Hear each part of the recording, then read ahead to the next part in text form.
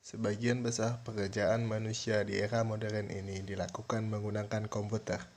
Pada awalnya, komputer hanya sebagai sarana penunjang pekerjaan. Nah, sekarang komputer menjadi suatu kebutuhan yang wajib dimiliki oleh masyarakat. Bagaimanakah sejarah tentang komputer? Assalamualaikum warahmatullahi wabarakatuh. Perkenalkan, nama saya Fariki Hadastawana. Saya mahasiswa Politeknik Negeri Sambas, kelas 1B. Pada video kali ini, kalian semua sudah tahu kan saya akan membahas tentang apa? Ya, betul sekali. Pada video kali ini, saya akan membahas tentang sejarah perkembangan komputer.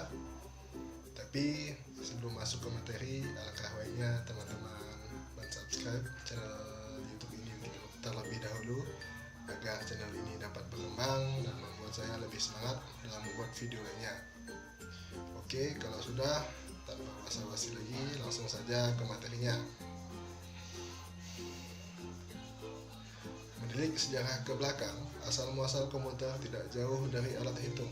Asalnya, komputer berasal dari bahasa Latin, yaitu computare, dan bahasa Inggris, yaitu to compute, yang sama-sama bermakna menghitung. Sedangkan pengertian komputer sendiri adalah alat yang dipakai untuk mengolah data menurut perintah yang telah diprogram. Kata komputer semula digunakan untuk menggambarkan orang yang pekerjaannya melakukan perhitungan aritmetika dengan atau tanpa alat bantu. Tapi kata ini kemudian dipindahkan menjadi mesin itu sendiri. Lalu awal penemuan komputer sekitar 30 tahun setelah Pascal menemukan kalkulator otomatis. Matematikawan Jerman bernama Gottfried Wilhelm Leibniz mengembangkan kalkulator sebelumnya dengan menambahkan sistem bilangan biner. Sistem tersebut membantu mesin untuk menangani perhitungan lebih mudah ketimbang sistem desimal. Leibniz juga menambahkan roda gigi untuk perhitungan perkalian dan pembagian. George Boole kemudian mengembangkan untuk matematika biner. Ilmuwan Inggris ini memakai sistem bilangan biner dalam menemukan tipe baru pada matematika yang kemudian dikenal dengan aljabar Boolean dengan logika Boolean. Sementara itu, keberadaan komputer modern tidak lepas dari peran Charles Babbage. Dalam bahan ajaran modul tema 16, Dunia di Ujung Jari, dijelaskan bahwa matematikawan Inggris ini adalah penemu komputer pertama dengan karyanya Difference Engine nomor 1. Ini adalah mesin penghitung dengan ukuran besar yang didesain pada tahun 1820-an. Alat ini adalah komputer mekanik yang mampu menjadi mesin penganalisa. Mesin ini adalah mesin pertama yang bisa diprogram oleh manusia.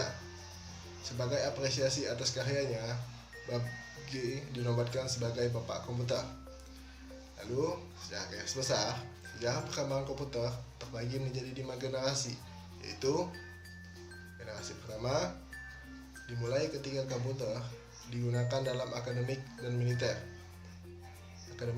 Seperti komputer Atanasov Berry dibuat pada tahun 1937 untuk menyelesaikan sistem persamaan linear dan komputer. Klausul untuk memecahkan kode rahasia Jerman Nazi, kemudian ENIAC yang dibangun pada tahun 1946 menjadi komputer pertama untuk tujuan umum. Ketika komputernya dinyalakan untuk pertama kali, Philadelphia mengalami mati listrik. Komputer generasi ini menggunakan tabung vakum untuk menyimpan data dan ukurannya memakan satu ruangan. Dan berikut ini adalah ciri-ciri komputer generasi yang pertama, yaitu program dibuat dalam bahasa mesin. Yang kedua, menggunakan konsep storage program. Yang ketiga, komponen yang digunakan adalah tabung hampa udara. Lalu, ukuran fiturnya besar sehingga membutuhkan daya listrik yang besar. Lalu, dapat disimpan di magnetic tape dan magnetic disk.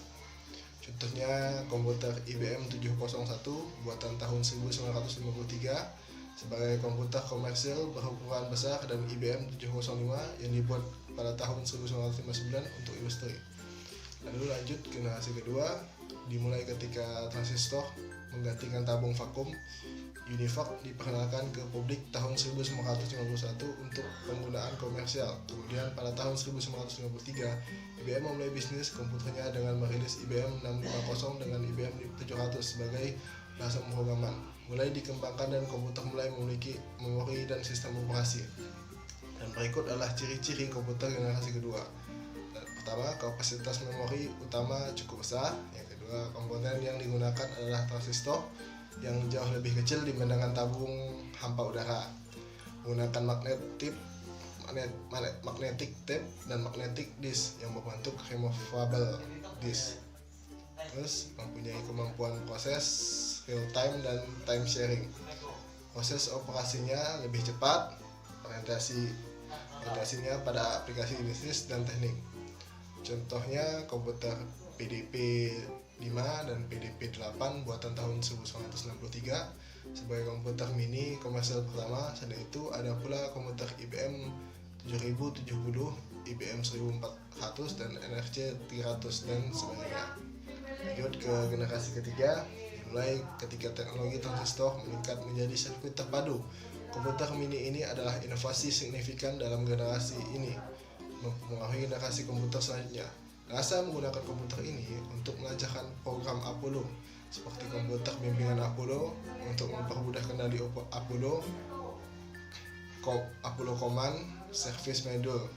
Digital Equipment Corporation menjadi perusahaan komputer nomor 2 di belakang IBM dengan komputer PDP dan faxnya. Komputer ini membawa ke pengembangan sistem operasi yang berpengaruh Unix. Dan berikut adalah contoh ciri-ciri komputer generasi ketiga. Yang pertama, komponen yang dipakai adalah 4 integrated circuit yang terdiri atas ratusan atau ribuan transistor berbentuk hybrid, integrated circuit, dan monolithic integrated circuit.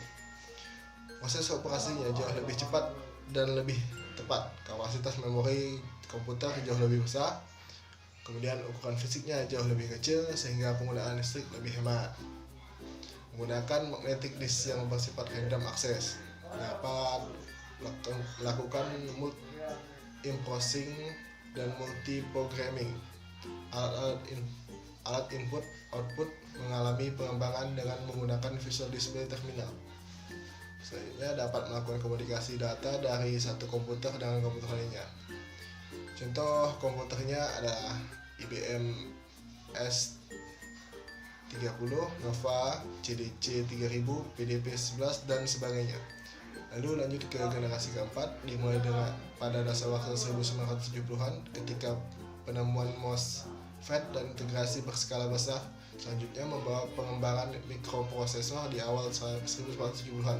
Komputer pribadi yang semakin kecil berkat mikroprosesor mulai berkembang, dimulai dari komputer rumahan dan komputer meja. Teknologi selanjutnya adalah laptop dan ponsel cerdas yang sangat fenomenal, membawa berbagai perusahaan teknologi ke dalam perang paten atas ponsel cerdas. Dan berikut adalah ciri-ciri komputer generasi keempat,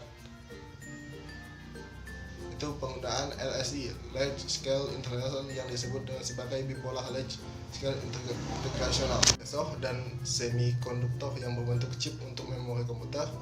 Contohnya komputer IBM 370 menggunakan Intel 404 mikroprosesor yang dikembangkan pertama kali pada tahun 1971 oleh perusahaan Intel Corporation dengan menggunakan chip mikroprosesor. Personal komputer atau PC mulai berkembang sejak tahun 1977.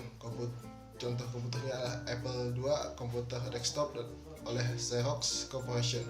Pada tahun 1981, komputer mulai banyak menggunakan sistem Windows dan MOS. Lanjut generasi kelima yang digadang-gadang sebagai tahapan perkembangan teknologi paling canggih saat ini dan diciptakan pertama kali pada tahun 1980-an. Peningkatan dari segi visualitas menjadi tampilan visual pada komputer di generasi kelima, mempunyai resolusi sangat tinggi dan begitu tajam. Negara yang mempelopori sejarah perkembangan komputer pada generasi kelima adalah Jepang. Dalam proses pengembangannya terdapat penambahan komponen-komponen penting ke dalam sistem komputer modern saat ini. Hal ini dikarenakan komponen yang digunakan pada komputer generasi kelima adalah menerapkan ragam teknologi modern seperti superkonduktor, ULC, dan kecerdasan buatan, atau kalian lebih mengenalnya dengan sebutan artificial intelligence. Dan berikut adalah ciri-ciri komputer generasi kelima. Yang pertama, komponen yang dipakai adalah VLSI, Very Large Scale Integration. Kemampuan komputer dikembangkan untuk memecahkan masalah sendiri dengan bantuan AI, Artificial Intelligence. AI dapat diterapkan untuk mengoperasikan robot, mulai dikembangkan komputer yang dapat menggunakan chip. Terus, selanjutnya adalah Jepang adalah negara yang mempelopori komputer generasi kelima. Oke, mungkin itu saja yang hanya saya ada pembahasan kita kali ini pada video kali ini. Jika ada kritik atau pertanyaan yang ingin teman-teman sampaikan, silahkan di kolom komentar ya. Oke, sekian yang dapat saya sampaikan. Wabillahi taufiq wal hidayah. Wassalamualaikum warahmatullahi wabarakatuh.